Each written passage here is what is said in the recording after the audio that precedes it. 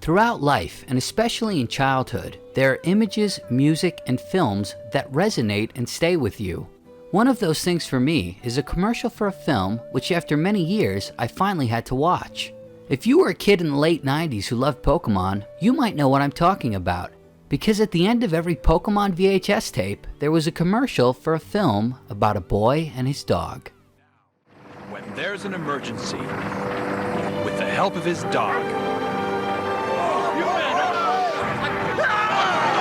Mello can find his way. The Dog of Flanders. A Dog of Flanders was originally a book written by famed English author Maria Louise Ramée in 1872 under her alias Ouida. The story has had many adaptations throughout the years, being somewhat popular in the US and England, but strangely is a classic throughout East Asia, and especially in Japan. So it only makes sense an anime adaptation would happen. In fact, 3 did. Dog of Flanders in 1975, My Patrash in 1992, and then the one I'll be talking about, The Dog of Flanders in 1997, which was an adaptation of the 1975 series, a film which I honestly consider to be one of the saddest anime films I've ever watched. Directed by somewhat obscure anime director Yoshio Kuroda, whose career dates way back to the 60s and is known for many projects including Coral Reef Legend, Elfie of the Blue Sea, and the TV series The Adventures of Peter Pan. The film is about an underprivileged boy who lives with his grandfather. Even beyond living in poverty, he is constantly tested in life, trying to stay kind and virtuous in the face of never-ending loss. In between working as a farmhand to help his grandfather make a living, he draws. His greatest dream, to become an exceptional artist, drives him forward. From a visual standpoint, there's a simplicity to the character designs, almost attuned to what you would find in a children's book. Yet these characters populate a very rich and enticing world. The backgrounds seem to emulate landscape paintings of the 1800s. Many frames hold beauty, even when taken out of context of the film. These styles come together extremely well in conveying raw emotion, emotion you deeply feel, while seeing Mello struggle endlessly. His aspirations in life of becoming a great painter slowly dying. The story is full of loss for Mello, eventually culminating in a finale, which left me teary-eyed. After the death of Mello's grandfather, Mello struggles to even survive.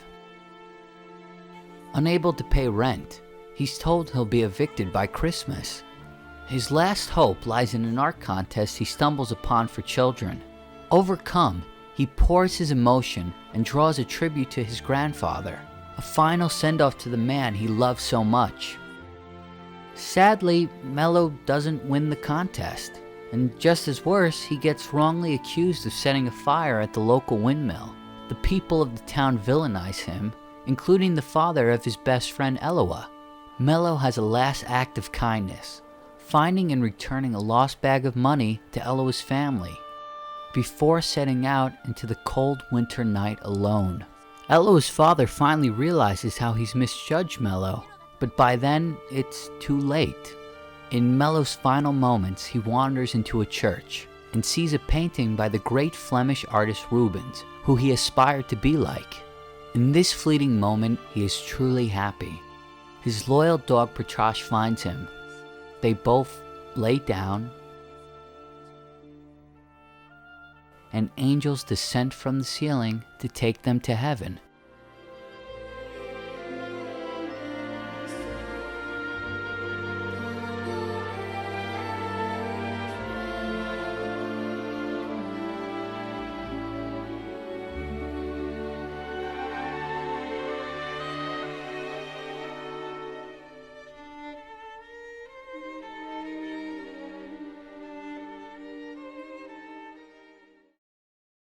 Now mind you, this was on a VHS tape for Pokemon.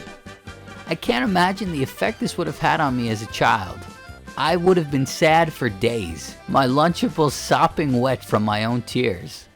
Still, for me, this film is amazing, working on an emotional level like very few films do in general. not even excluding it to only anime. The lessons may be obvious, but the execution is still poignant. The Dog of Flanders is an absolute must-watch, even if through teary eyes.